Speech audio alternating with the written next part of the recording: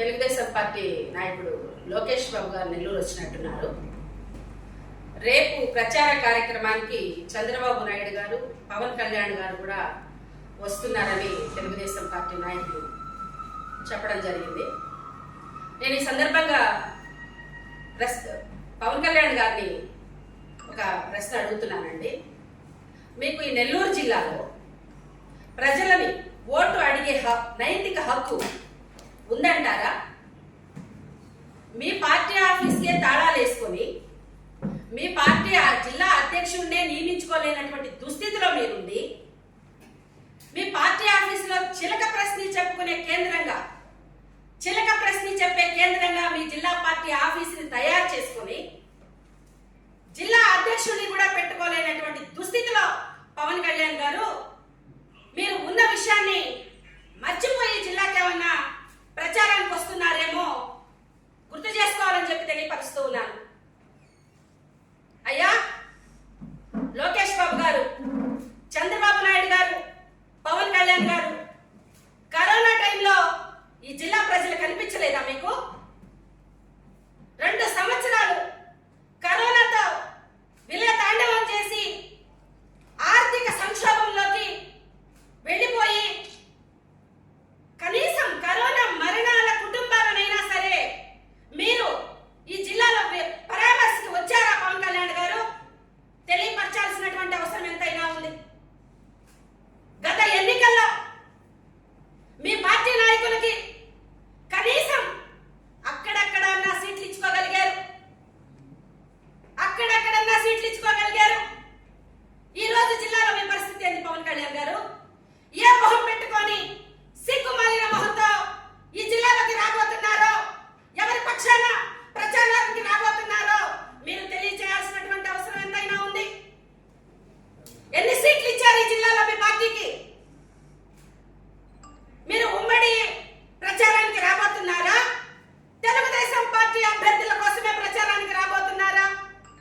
కనీసం మీ పార్టీ జెండా మోసిన వాళ్ళని కూడా మీరు మర్చిపోయి మీ పార్టీలో అసలు మీకు కార్యకర్తలు కూడా ఎంత కష్టపడుతున్నారో వాళ్ళ కష్టాన్ని గుర్తించకుండా, ఈ రోజు వాళ్ళని పట్టించుకోకుండా, జెండా మోసిన వాళ్ళని పక్కన పెట్టేసి మీ పార్టీ నిర్వీర్యమైపోతున్నా కూడా మీరు ఏ మొహం పెట్టుకొని జిల్లాకి రాబోతున్నారో, చంద్రబాబు నాయుడికి ఓటేయమని అడగబోతున్నారో మీరు తెలియజేయాల్సినటువంటి అవసరం ఎంతైనా ఉంది.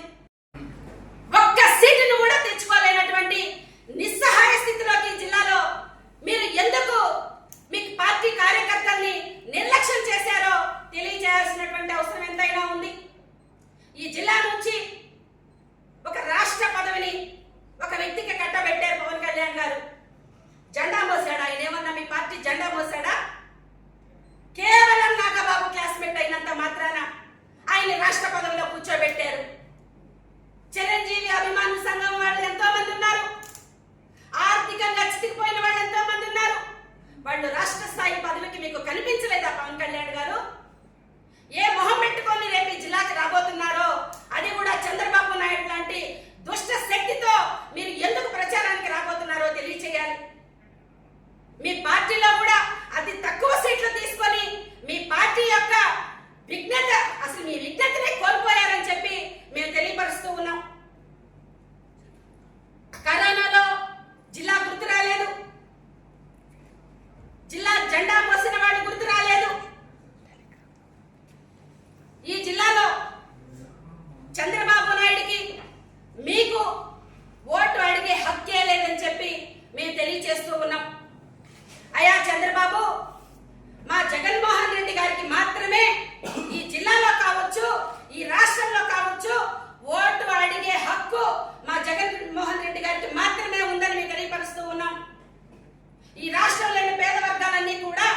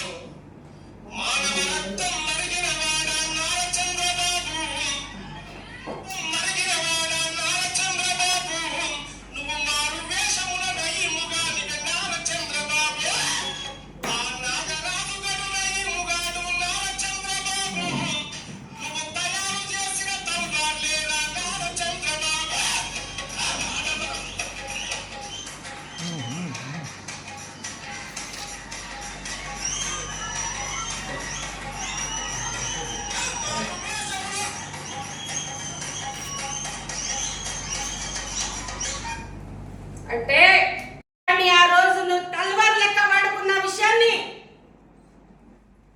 ఉద్యమ బిడ్డలైనటువంటి గద్దరన్న నివాళీ సభలో కూడా, ఈ మధ్య జరిగినటువంటి నివాళీ సభలో కూడా పచ్చి రక్తంగానే ఉంది నువ్వు చేసినటువంటి దాష్టికాలు అనని ఈ సందర్భంగా వెంకన్న చేసిన నాట్యం, వాళ్ళ రగులుతున్న బ్లడ్ ఎంత రగులుతూ ఉంటే ఈ రోజుకి కూడా నీ పేరు చెప్పగానే, నీ పేరు ఎత్తగానే వాళ్ళల్లో రక్తం ఎలా మరుగుతుందో ఒకసారి చంద్రబాబు నాయుడు నువ్వెలాంటి నీచుడువో, ఉద్యమకారుల్ని ఎంత అణిచివేసావో తెలియపరుస్తూ ఉంది. ఈరోజు పవన్ కళ్యాణ్ గారు, మీరు మాకు జగన్మోహన్ రెడ్డి గారు ఈ రాష్ట్రంలో ఓటు అడిగే హక్కు ఉందని చెప్తూ ఉన్నాం. మీరు చంద్రబాబు నాయుడు పక్కన పెట్టుకొని ఓటు ఎలా అడుగుతారో చెప్పాలి. కారం చేడు ఉద్యమం గురించి అడిగి చెప్తారా? కారం చేడులో జరిగిన ఊచకోతలు ఎలా జరిగాయో చంద్రబాబు నాయుడు అడిగి చెప్తారా? లేదు అంటే మా జగన్మోహన్ రెడ్డి గారు కారం చేడు ఉద్యమ నేత కత్తి పద్మారావన్న గారికి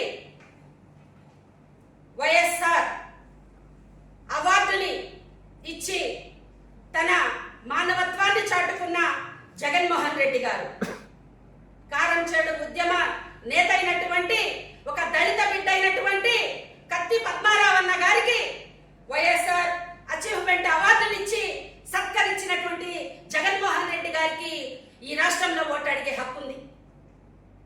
ఆ రోజు అవార్డు ఇచ్చే రోజు మరొకసారి గుర్తు చేస్తూ ఉన్నా. కత్తి పద్మారావన్న వీల్ చైర్లో రావడం జరిగింది. అవార్డు అందుకున్నాక కుర్చీలో కూర్చున్న సందర్భంలో అన్న కాలు కింద పెట్టడం జరిగింది. వీల్ చైర్లోకి పెట్టుకోలేని పరిస్థితిని ఈ రాష్ట్ర ప్రజలందరూ కూడా గమనించారు. ఒక రాష్ట్ర ముఖ్యమంత్రి అయి ఉండి ఏమీ ఆలోచించకుండా తన పక్కన సెక్యూరిటీకి చెప్పినా కూడా కత్తి పద్మారావన్న కాళ్ళు తీసి వీల్ చైర్లో పెట్టగలరు. కానీ మా జగన్మోహన్ రెడ్డి గారు స్వయంగా కత్తి పద్మారావన్న కాళ్ళు పట్టుకొని వీల్ చైర్లో పెట్టినటువంటి గొప్ప మానవతావాది, గొప్ప సంఘ సంస్కర్త, అలాంటి వ్యక్తికి ఈ రాష్ట్రంలో ఓటు అడిగే హక్కు ఉందని నేను తెలియపరుస్తూ ఉన్నాను.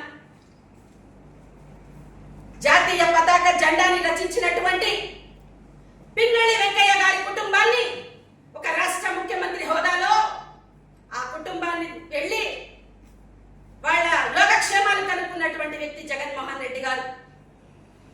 భాగంగా చంద్రబాబు నాయుడు అడగలవా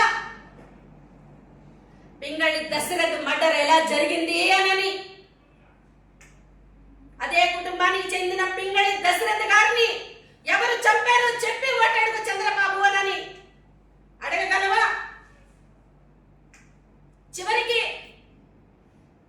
మామని వెన్నుపోటు పొడిచి పార్టీని హస్తగతం చేసుకున్న వ్యక్తిగా కనీసం తను అధికారంలో ఉండగా తన మామ పేరుని జిల్లాకి పెట్టలేనటువంటి దుస్థితి ఉన్నటువంటి చంద్రబాబు ఒక్కసారి ఆలోచించాలి.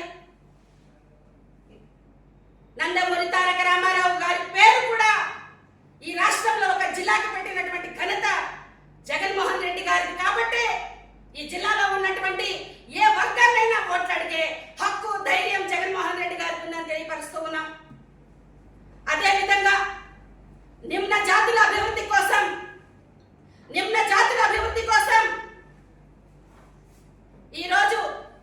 ఆ రోజు వైఎస్ రాజశేఖర రెడ్డి గారు ఒక సామాన్య పొదుపు మహిళ, తూర్పు గోదావరి జిల్లాకి చెందిన సామాన్య పొదుపు మహిళ లక్ష్మీ శివకుమారికి ఎమ్మెల్సీ ఇచ్చి సత్కరించిన వ్యక్తి వైఎస్ రాజశేఖర రెడ్డి గారు.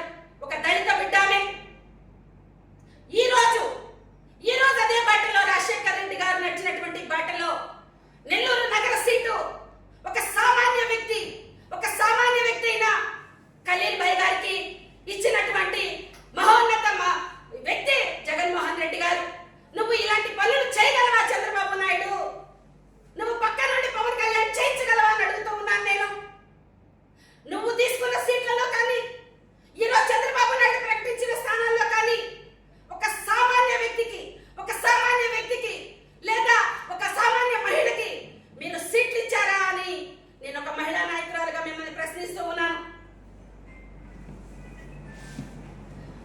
మా నాయకుడిని ఈ రాష్ట్రంలోని పేద ప్రజలందరూ కూడా మ్యాన్ ఆఫ్ ది కమ్యూనిస్ట్ గా ఎందుకు పిలుస్తున్నారంటే కమ్యూనిస్టు భావాలు పేదలందరికీ సంపదని పంచాలి అనేటువంటి భావం కలిగిన వ్యక్తుల కమ్యూనిస్టు. ఆ రోజు రెడ్ల కుటుంబంలో పుట్టి పేదల పక్షాన నిలబడిన ఈ సందర్భంగా రెడ్లను ఒకసారి గుర్తు చేసుకుంటూ ఉన్నాను. పుల్లారెడ్డి గారు కావచ్చు, తరిమెల్ల నాగిరెడ్డి గారు కావచ్చు, పుచ్చలపల్లి సుందరయ్య గారు కావచ్చు, కొండపల్లి సీతారామరెడ్డి గారు కావచ్చు, వీళ్ళందరూ కూడా ఆనాడు భూస్వాముల పైన పెత్తందారుల పైన పోరాడి పేదల పక్షాన నిలబడినటువంటి ఈ రెడ్లందరినీ కూడా ఒకసారి గుర్తు చేసుకుంటూ ఉన్నాం.